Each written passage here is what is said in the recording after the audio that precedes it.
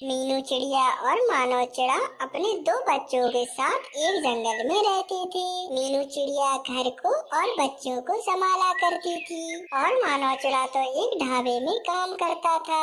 बच्चों, अब उठ जाओ, आज से तुम्हारी स्कूल की छुट्टियां भी खत्म हो गई हैं। आज से तुम्हें स्कूल जाना है।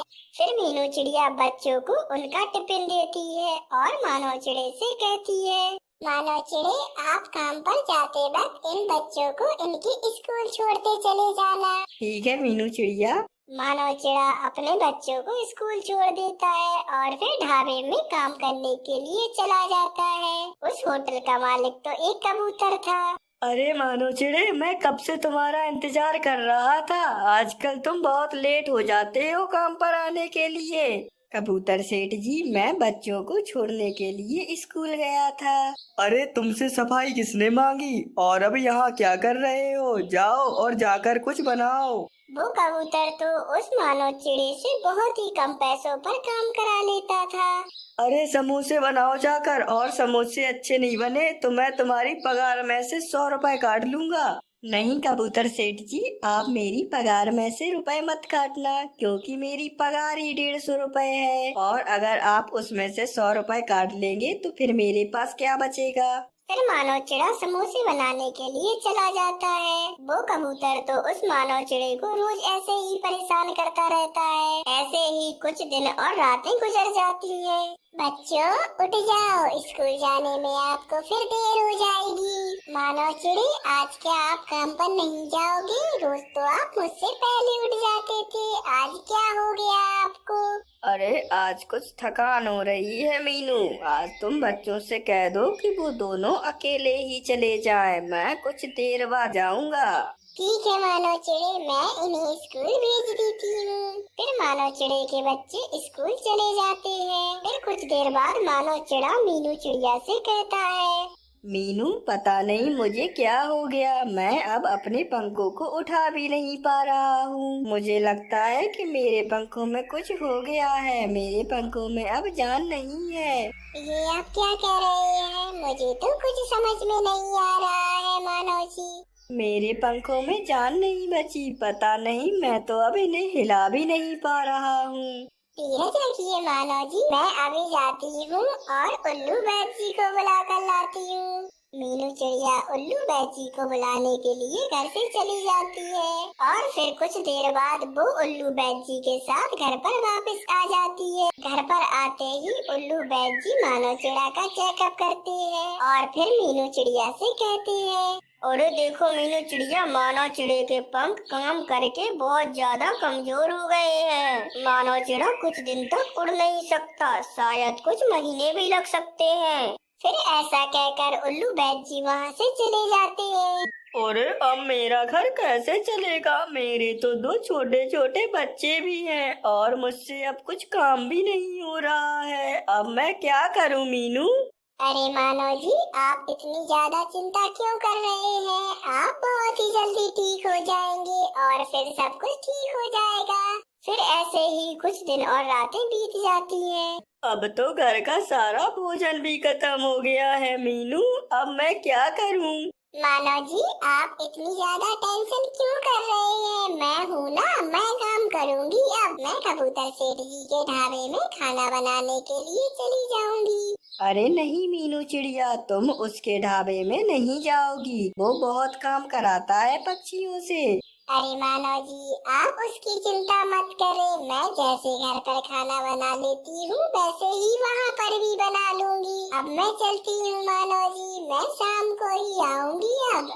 तभी मानव चिड़ा मन ही मन सोचता है, अरे ये मेरी वजह से हुआ है सब। मैंने ज्यादा पगार के लालच के कारण बड़े बड़े बर्तन धोए, इसीलिए मेरे पंखों ने काम करना बंद कर दिया है। दूसरी तरफ वो मीनू चिड़िया अब कबूतर सेठ जी के ढाबे पर पहुंच जाती है। जैसे ही कबूतर उस मीनू चिड़िया को देखता है तो वो तुरंत ही उसके पास आ जाता है और उससे पूछने लगता है, अरे मीनू चिड़िया, तुम्हारा पति कहाँ गया? उसे 1 महीने हो गए, वो काम पर ही नहीं आया। कहीं भाग तो नहीं गया पैसे लेकर? कबूतर सेठ जी, ऐसी बात बिल्कुल नहीं है। उनके पंख काम करना बंद हो गए हैं, इसीलिए वो अब काम पर नहीं आएंगे। अरे तो तुम फिर यहाँ पर क्यों आई हो? क्या तुम पैसे लेने के लिए आई हो? और हाँ, अगर तुम पैसे लेने के लिए आई हो तो मैं तुम्हें पहले ही बता देता हूँ, तुम्हारा पति मुझसे पहले ही 1 महीने की पगार ले चुका है।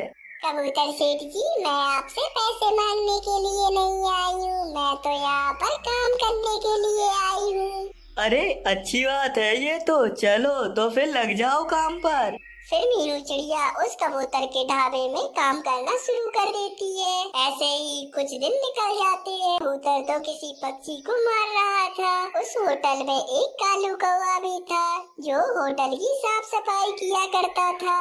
कालू भैया, ये कबूतर सेठ जी इतनी बेरहमी से इस पक्षी को क्यों मार रहे हैं? मीनू, तुम्हें पता नहीं है क्या, जब कोई खाना खाकर पैसे नहीं देता तो फिर कबूतर सेठ जी उसके साथ यही सलूक करते हैं। ये तो बहुत गलत बात है। ऐसे पीटने से भला कोई पैसे दे देगा क्या? अगर उसके पास होते तो वो पहले ही नहीं दे देता। अरे ये कबूतर ऐसा ही है, ये तो बस नाम का ही सेठ है, इसका दिल खोखला है, खोखला। ये हर गरीब पक्षी के साथ ऐसा ही करता है। तुम अपना काम करो चिड़िया, अगर उसने देख लिया कि हम दोनों आपस में बातें कर रहे हैं तो हम दोनों को निकाल देगा वो काम से। मीनू चिड़िया तो इन सबको देख के बहुत ज्यादा दुखी हो जाती है, मगर वो करती भी क्या, वो कुछ कह भी नहीं सकती थी। फिर वो वापस अपने काम पर लग जाती। उधर दूसरी तरफ मानो चिड़ा पानी पीने के लिए उठ भी नहीं पा रहा था, तो वो मन ही मन सोचता है, अरे अब तो बहुत ज्यादा हो गया, मैं अब पानी पीने के लिए भी नहीं उठ पा रहा हूँ। परंतु मैं करूँ भी तो क्या करूँ, मीनू चिड़िया भी मेरी वजह से ही काम कर रही है। फिर मीनू चिड़िया भी घर पर आ जाती है, तो वो देखती है कि मानो चिड़ा तो रो रहा था। अरे मानो चिड़े, आप रो क्यों रहे हैं? क्या हुआ आपको? अरे मीनू चिड़िया, मैं आज बहुत प्यासा हूँ, मैं पानी पीने के लिए भी नहीं उठ पा रहा हूँ। मानो चिड़े, आज तो सिर्फ तुम्हें पानी पीने में ही दिक्कत हुई। अगर मैं तुम्हारे साथ ना रही तो पता नहीं तुम्हें और किस किस चीज में दिक्कत होगी। मानो चिड़े, मैं ऐसा ना करूं, मैं कोई अपना खुद का धंधा खोल लूं, परंतु मुझे तो खाना बनाने के अलावा कुछ आता ही नहीं है। अरे तो तुम खाना ही बनाओ। तुम्हें पता है, जब मैं शादी से पहले तुम्हें देखने के लिए गया था तो तुमने मुझे कुछ नूडल्स और मोमो बना के खिलाए थे। अगर तुम्हें खुद का धंधा खोलना ही है तो तुम एक मोमोज का ठेला लगा लो। ठीक है मानो चिड़े, मैं अब नूडल्स और मोमोज का ठेला लगाऊंगी और तुम भी मेरे पास में ही रहना। तुम्हें जो काम की जरूरत पड़ा करेगी तो मैं कर दिया करूंगी। फिर क्या था, मीनू चिड़िया अगले दिन मोमोज और नूडल्स का ठेला लगा लेती है। खाओ भाई पक्षियों, खाओ, 5 रुपए में नूडल्स खाओ, 5 रुपए में मोमोज खाओ। अरे जल्दी जल्दी आओ। अरे 5 रुपए में नूडल्स? हाँ तोते भैया, सिर्फ 5 रुपए में मोमोज और नूडल्स, जल्दी जल्दी आओ और खाओ। फिर वो तोता मीनू चिड़िया से कुछ मोमोज और कुछ नूडल्स ले लेता है और उसे खाता है। खाने के बाद वो मीनू चिड़िया से कहता है, अरे वाह वाह मीनू चिड़िया, तुम्हारे नूडल्स और मोमोज तो बहुत बढ़िया हैं। अरे ऐसे स्वादिष्ट मोमोज तो बड़े बड़े रेस्टोरेंट में भी नहीं मिलते। खाकर तो स्वाद ही आ गया मुझे। ऐसे ही 5 रुपए के मोमोज और नूडल्स का अब पूरे जंगल में प्रचार हो जाता है। फिर पूरे जंगल के पक्षी मीनू चिड़िया के पास आकर 5 रुपए के नूडल्स और मोमोज खाने लगते हैं। ऐसे ही वो मीनू चिड़िया धीरे धीरे अब खूब पैसा कमाने लगती है और वो सभी फिर खुश रहने लगते हैं।